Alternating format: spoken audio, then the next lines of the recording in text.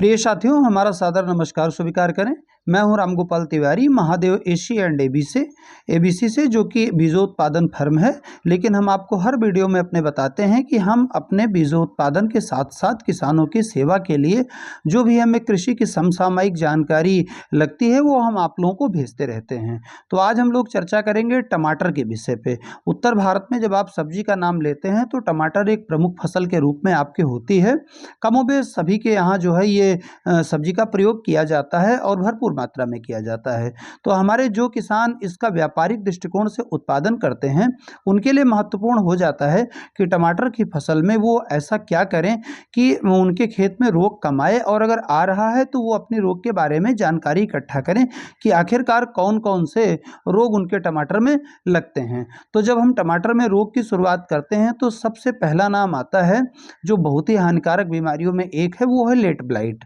और late blight में जब आप इसके सामान्य लक्षणों की बात करेंगे तो आपको क्या लगेगा कि पत्तियों पर, जैसे आप आलू में पछेती झुलसा या हमारे यहाँ आलू को पटका लग जाना ऐसे नामों से संबोधित करते हैं, तो आपको टमाटर की पत्तियों पे अनियमित आकार के धब्बे खासकर किनारे से शुरू होंगे और वो फिर धीरे धीरे करके पूरी पत्ती को जो है सड़ा देते हैं। तो ये तो लेट ब्लाइट का एक प्रमुख लक्षणों में से एक है। और तनों पर जो है आपको एक भूरी लाइन भी दिखना शुरू हो जाएगी। इसके प्रभाव से फल भी अछूते नहीं रहते हैं, फलों पर भी ये बीमारी लगती है। दूसरी बीमारी की बात करें तो एक जो है आती है जिसमें आप उसे बक्के रॉट कह सकते हैं।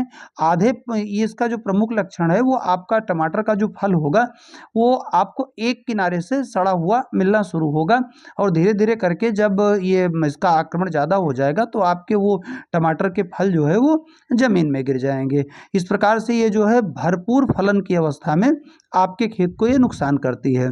अब यहाँ पे अगर ऐसा कर रहा है तो कुछ जो प्रमुख उपाय हैं उनमें क्या हमें करना चाहिए। तो पहले तो ये आप तय मानिए कि आपको यूरिया का प्रयोग सीमित मात्रा में करना चाहिए, क्योंकि यूरिया के अत्यधिक प्रयोग से भी बीमारियों का जो है वो प्रभाव बढ़ जाता है, क्योंकि आपके तने और पत्तियां जो है वो थोड़ी सी नरम हो जाती हैं। तीसरी बीमारी की हम बात करते हैं तो बीमारी का नाम है अल्टरनेरिया लीफ स्पॉट। इसमें क्या होता है कि आपकी पत्तियों पर गहरे भूरे धब्बे बनते हैं और उसके जो है वो फिर धब्बे काले काले हो जाते हैं, और आपको धब्बे के बगल में जो है, बीच में तो धब्बा काला हो जाएगा लेकिन बगल में आपको एक चमकीला पीलापन जो है दिखेगा, और वो पत्ती जो है ना तो प्रकाश संश्लेषण की क्रिया कर पाएगी और ना उसका विकास होगा। और इसके लक्षण यहीं तक नहीं सीमित रह जाते, ये जो टमाटर की पौध है उसके तने पर भी आपको एक खुरदरापन जो है वो महसूस होगा कि आप देखेंगे तो खुरदरापन मिलेगा आपको, जो कि सामान्य खुरदरापन से अलग रहेगा। फिर आता है स्टोप्टोरिया लीफ स्पॉट। इसमें क्या होता है कि इसमें धब्बे बनते हैं, लेकिन ये धब्बे जैसे अभी हमने आपको अल्टरनेरिया लीफ स्पॉट के बताए थे तो उसमें बड़े धब्बे बनते हैं। इसमें उतने बड़े धब्बे नहीं बनते हैं, इसमें धब्बे जो है छोटे छोटे बनते हैं, लेकिन इनकी संख्या बहुत अधिक होती है। पत्ती भी आपको थोड़ी सी मोटी और हल्की सी टेढ़ी नजर आने लगती है। फिर टमाटर में जो बहुत ही खतरनाक बीमारी एक है उसे हम बोलते हैं फ्यूजेरियम बिल्ट। अब ये फ्यूजेरियम बिल्ट का अगर हम बात करें तो शायद ये अन्य बीमारियों को तो हमारे किसान भाई दवाओं के द्वारा नियंत्रित कर लेते हैं, लेकिन फ्यूजेरियम बिल्ट को पूरी तरह से रोकना बहुत ही कठिन प्रक्रिया और खर्चीली प्रक्रिया का हिस्सा बन जाता है। कई बार तो ये नहीं भी रुकता है जिस खेत में लग जाता है, और इसके जो रोगजनक होते हैं वो आपको खेत में भी मिलेंगे और खेत की मिट्टी में ये जीवित रहते हैं। इसके लिए तो आप ये जान लीजिए कि इनके लक्षणों को मैं आपको तो बता ही रहा हूँ, लेकिन इसके लिए मैं आपको उपचार भी बता रहा हूँ। ये बीमारी जो है सबसे ज़्यादा आक्रमण तब करती है जब आपकी फसल में पहले फलों का लदान जो है वो शुरू हो जाता है, या कह लीजिए हो गया होता है, उस टाइम में आक्रमण करती है। तो ये बहुत मतलब दुखदाई बात होती है कि किसान की फसल पूरी तरीके से भरपूर फल गई है, उस टाइम पे ये बीमारी आती है। इसमें सबसे पहले क्या होगा, आपको नीचे की पत्तियां जो है वो पीली पड़ेंगी, और उसके बाद पहले एक दो शाखाओं में इसका मुरझान शुरू होगा, ऊपर से वो शाखाएं मुरझा के लटकना शुरू हो जाएंगी। फिर धीरे धीरे करके ये पूरा पौधा जो है मुरझा के सूख जाएगा।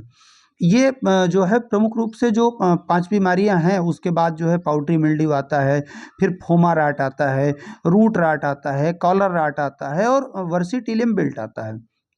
अब मुद्दा ये है कि आखिरकार हमें, हाँ, अभी हमने बैक्टीरियल बीमारियों की चर्चा और वायरल की नहीं करी है। बैक्टीरियल में आपको एक बैक्टीरियल विल्ट मिलेगा और बैक्टीरियल कैंकर नाम की आपको बीमारी मिलेगी। वायरल में आपको लीफ कर्ल मिलेगा। लीफ कर्ल पत्तियां आपकी मुड़ जाएंगी और प्रमुख रूप से अगर वाहक कीट की बात करें तो सफ़ेद मक्खी होती है। फिर आपको वायरस में जो है टोमेटो मोज़ेक भी मिलता है, ये भी आपके फसल को नुकसान पहुंचाता है।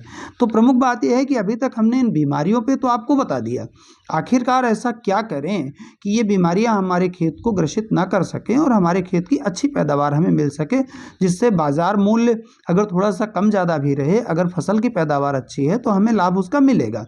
तो प्रमुख रूप से ये बात जान लीजिए कि आप इसे नोट कर लें कि कभी भी, नोट क्या कर लें मतलब स्थापित सत्य मान लें कि कभी भी आप अपनी फसल को जब लगाएं तो सबसे पहले तो अपने खेत का जो आपको उपचार करना है उसके लिए जो बार बार मैं अपने वीडियो में कहता हूं कि आपको ट्राइकोडर्मा और स्यूडोमोनास का प्रयोग करना चाहिए। ये मतलब रामबाण से कम दवाएं नहीं होती हैं, इनका असर बहुत अच्छा होता है।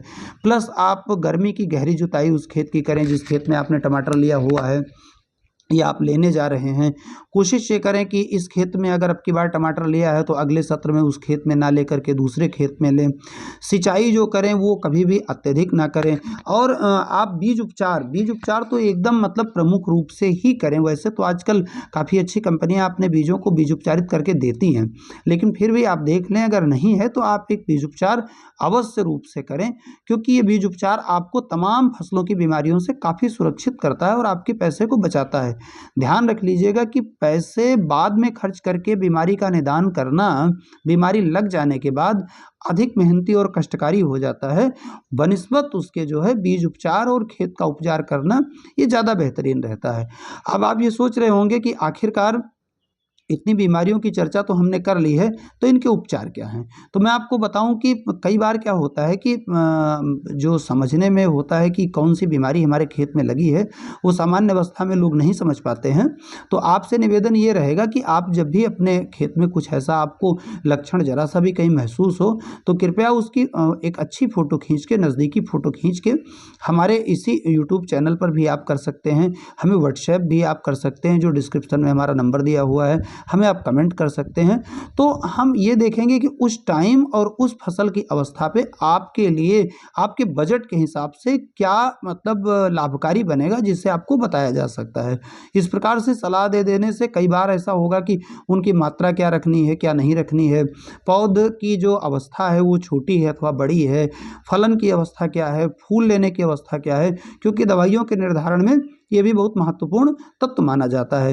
तो कृपया अगर आपको ये सारी जानकारियाँ वास्तव में अच्छी लग रही हों तो न सिर्फ आप इस चैनल को सब्सक्राइब कर लें, बल्कि जो है अपने मित्रों को, अपने सहयोगियों को जो कि मतलब खेती करते हों, उनको आप इसे भेजें, जिससे हमारी टीम जो अपनी एक सेवा भाव के साथ काम कर रही है वो आपको एक अच्छी सलाह दे सके। और हाँ, इसके लिए हमारे टीम को आपको किसी प्रकार का शुल्क नहीं देना है, कुछ नहीं करना है, सिर्फ आपको जैसे हमें फ़ोन करेंगे, जैसे बताया जाएगा वैसे आप उसकी फ़ोटोग्राफ्स या चीज़ें करेंगे तो हमारी टीम अवश्य आपको अपने यथासंभव ज्ञान के आधार पर सहायता प्रदान करेगी। हमारे साथ बने रहने के लिए आपका बहुत बहुत धन्यवाद।